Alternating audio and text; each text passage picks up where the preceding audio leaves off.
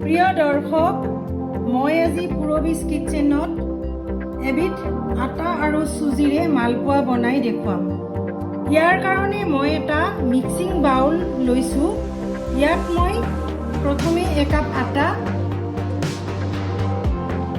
আধা কাপ চুজি, আধা কাপ চেনি, অকণমান এচিকুট ইলাচি গুড়ি আৰু এচামুচ অলপ গুড়ি কৰি লোৱা চব গুটি। এই আটাইখিনি বস্তু মই আপোনালোকক দেখুওৱা ধৰণে মিক্সিং বাউলটোত লৈ লৈছোঁ। ইয়াতে এতিয়া জোখমতে পানী মিহলাই মিক্স কৰি লওঁ।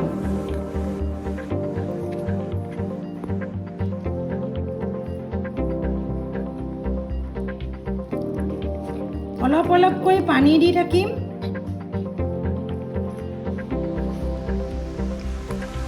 একেবাৰতে বেছি পানী দি দিলে লাম্পছ হোৱাৰ চান্স থাকে। সেইকাৰণে মই অলপ অলপ পানীৰে মিক্সাৰটো বনাই লৈছোঁ। আৰু অলপ পানী দিব লাগিব।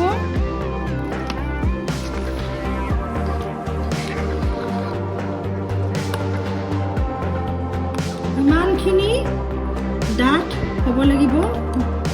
এনেকুৱা এটা আন্দাজত হ'লে ভাল হয়। এতিয়া মই এই মিক্সাৰখিনি 15-20 মিনিট ৰাখি থৈ দিম। কেৰাহী গৰম হৈছে। একাপ আন্দাজত ৰিফাইণ্ড অইল দি দিছোঁ। তেলটো অলপ বেছিকৈ দিলে ভাল হয়। তেল গৰম হৈছে।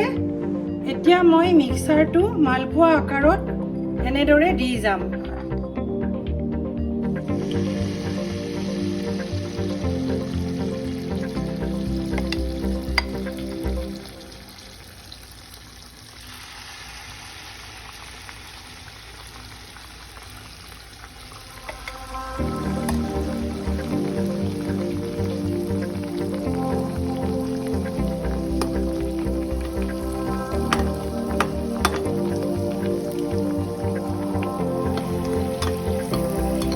লুটিয়াই দিছোঁ মই এতিয়া আনটো চাইড।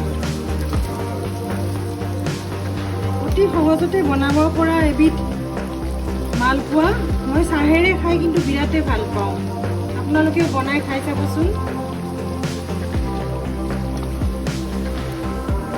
সুন্দৰকৈ ভজা হৈছে দুই পিনে। এতিয়া মই নমাই থৈ দিম।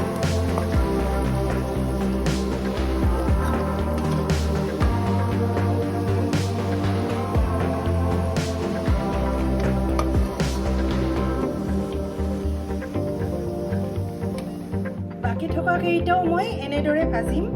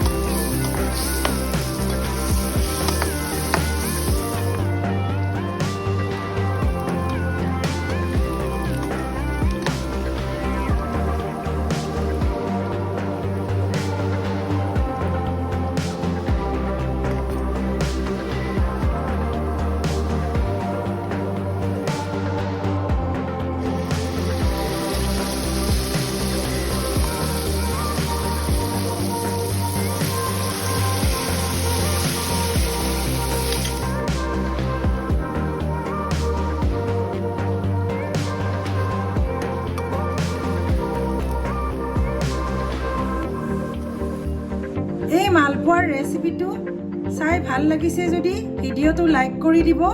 আৰু যোনে যোনে মোৰ চেনেললৈ নতুনকৈ আহিছে তেওঁলোকে যেন মোৰ চেনেলটো ছাবস্ক্ৰাইব কৰি দিয়ে।